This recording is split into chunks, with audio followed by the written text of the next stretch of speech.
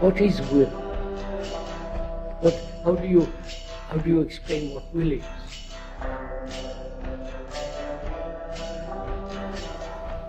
The origin, the beginning of will. I will do this. I won't do that. Now, what is the meaning of will? All right, let me go on. Is it not desire?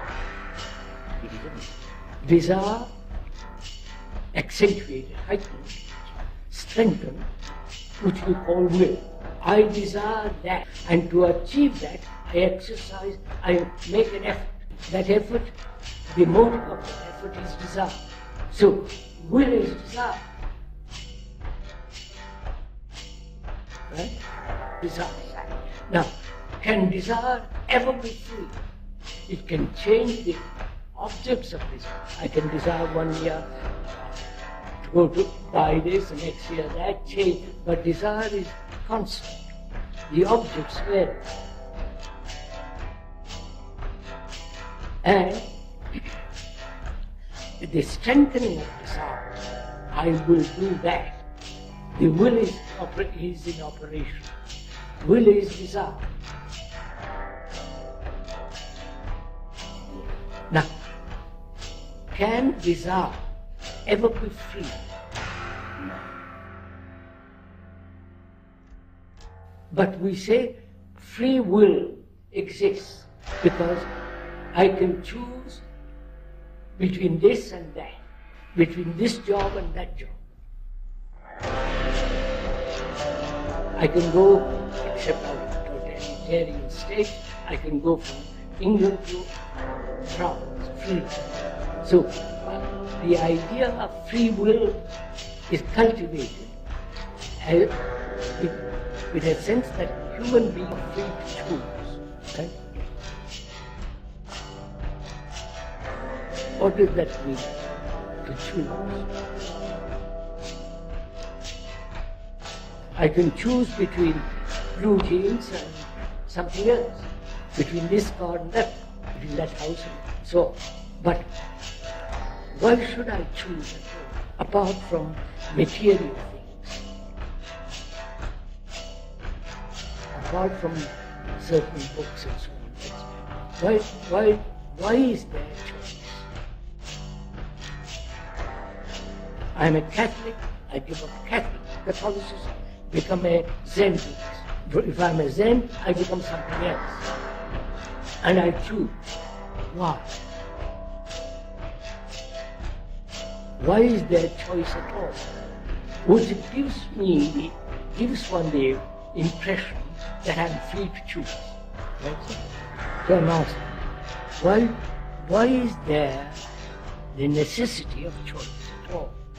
If I'm a Catholic and so the whole significance of Catholicism, with its abstractions, with its rituals, dogmas, and the whole circus round in it, and I abandon that, why should I join something else?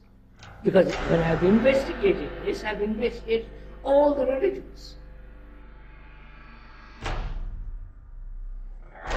So choice must exist only when the mind is confused. When it's clear, there's no choice. Is there any action which is not compounded with will, in which there is no choice, in which there is no effort as well? Is there such action? Forgive me, son, I want to move away, if you will forgive me, and I'm not being ignorant. One should move away from theories, from ideas, from conclusions, but find out for oneself the truth of it, which is there an action in which there is no effort of will at all, and therefore no choice. So, what is correct action in which there is no will, no choice, no desire? Because will is part of desire. find that out, one must be very clear the nature of desire. And desire is part of sensation. And desire being part of sensation. And thought identifies itself with that sensation. And through identification, the I is built up, the ego. And the ego then says, I must, or I will not.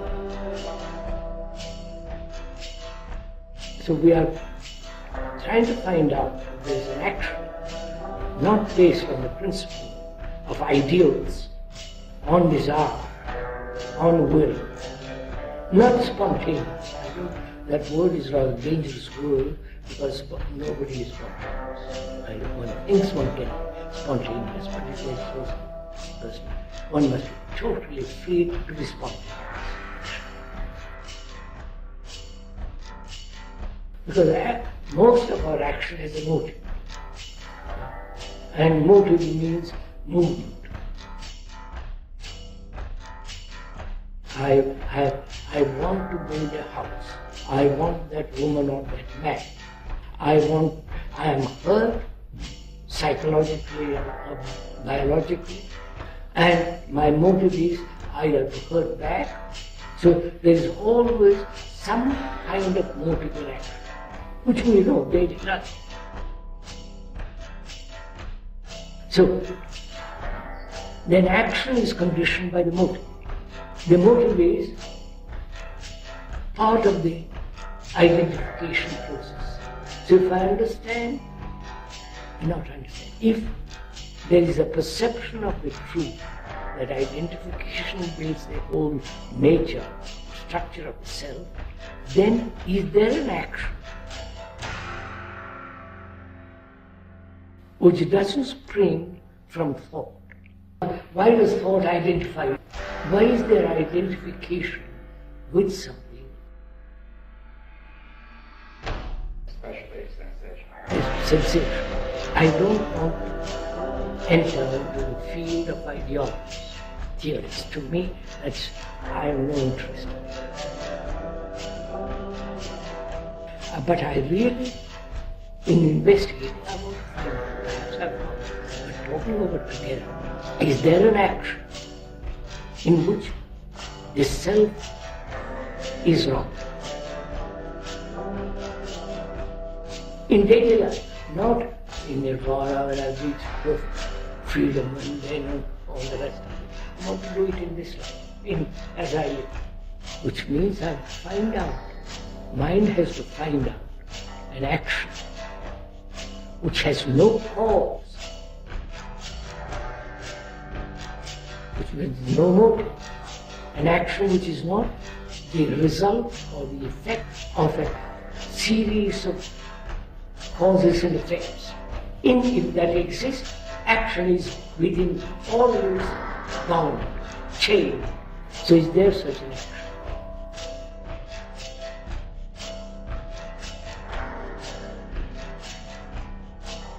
So why have sensations become so important in sexual sensations, the sensation of power,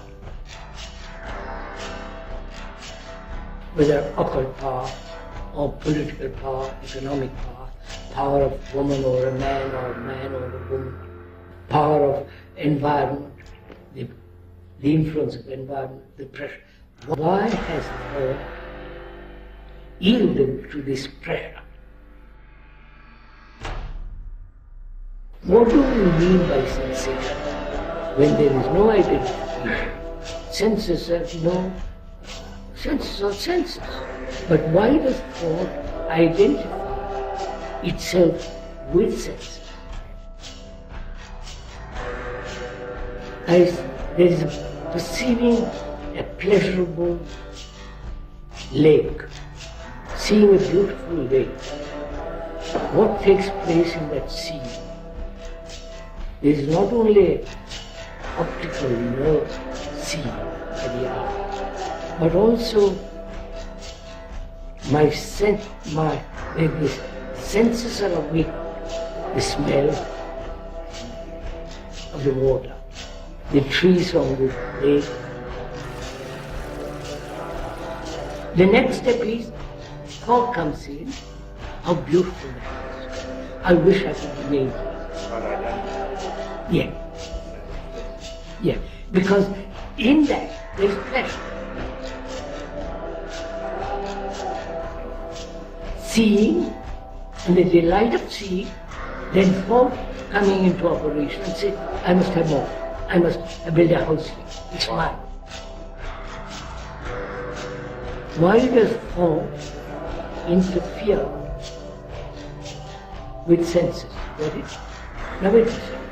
The moment the senses take pleasure, say, how delightful, and stops there, thought doesn't enter. Right?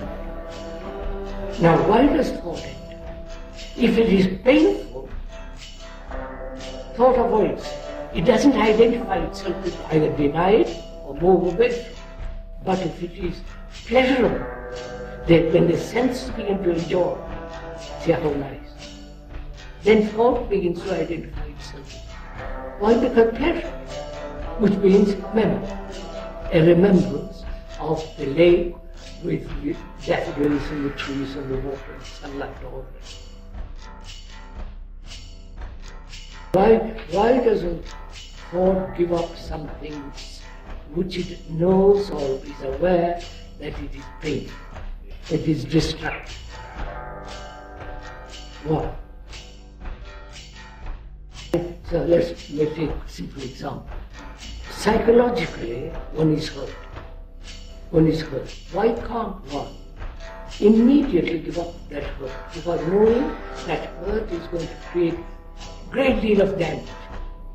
That is, when I'm hurt, I build a wall around myself, not to be hurt more. There is fear and isolation, neurotic actions, all that form.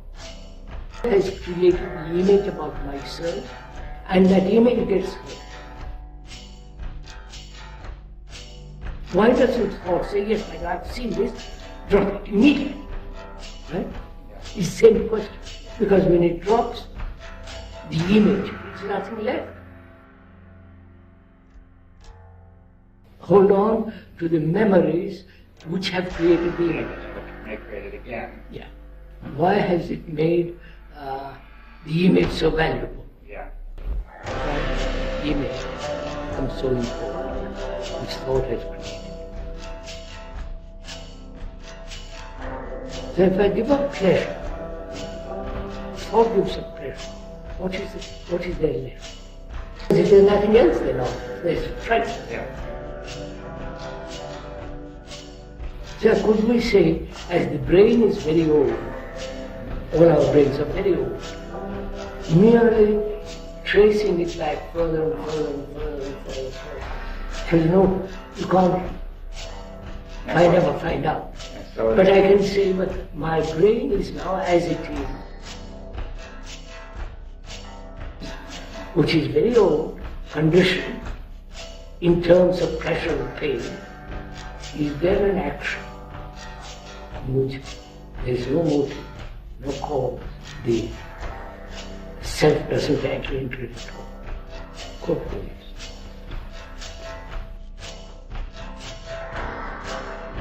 There is when the self is not, and this, which means no identifying process takes place. I see there is a perceiving of a lake with all the color, the glory and the beauty of it. And that's love. Not the memory, cultivating memory, which is developed through the identification process. And that way makes the mind mechanical, dull, forgive me, I'm not. And literally incapable of receiving anything new. Our minds are mechanical anyhow, have been made mechanical. Can't we investigate why we have become mechanical? rather than practice that which is non-mechanical, which may be mechanical. I start, and one must start with oneself. Oneself is already second-hand, living in the shadow of others. So why look to others? So here I am. From there I begin. It's so simple. But in the other, there's so many complications. I just want to know myself. Not because I suffer, I go through a lot. I just want to know what I am. Not according to anybody, but just know by myself. So I begin to inquire. I begin to look in the mirror, which is myself. And the mirror says, your reactions are these. And as long as you have these reactions, you're going to pay for everything. You're going to suffer. So that's all. So now, how am I, an ordinary human being, knowing all my reactions, ugly, pleasant, hateful, all the reactions one has, bring about an observation in which there is no motive to restrain or to expand reactions. How am I to observe myself without a cause? So the cause generally is punishment and reward, which is obviously too absurd, like a dog being trained. So can I look at myself any motive